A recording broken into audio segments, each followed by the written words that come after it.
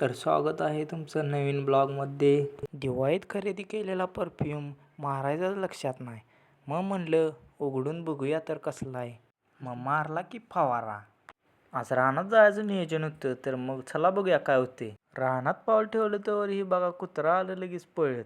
तर मित्रांनो कमेंटमध्ये सांगा याचं नाव काय असेल.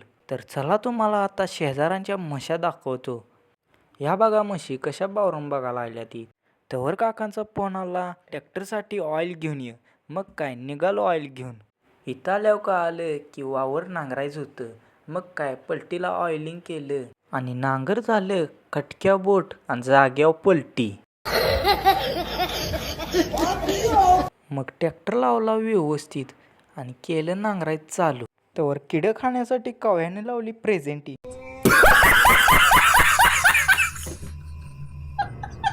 तर मित्रांनो कोणाकोणाला शेतातली कामं करायला आवडतात ते कमेंट करा.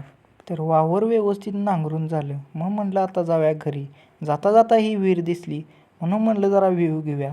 पण ह्यात जरा झाडाची पानं पडल्यामुळं जरा घाण झाल्या आणि वर बघितलं तर सगळ्या काटावनं वेल झाला आहे. घरात आल्यावर म्हणलं सेमिस्टर एक्झामचा जरा अभ्यास करूया. अभ्यास करताना लक्षात आलं की आपल्याला एक महत्त्वाचं काम आहे आणि ते म्हणजे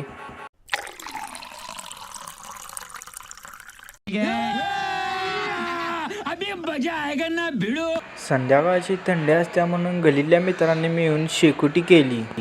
तुम्ही कधी अशी शेकोटी केल्या का कमेंट करा. व्हिडिओ आवडल्यास व्हिडिओला लाईक करा, शेअर करा आणि चॅनेलला सबस्क्राईब करायला विसरू नका.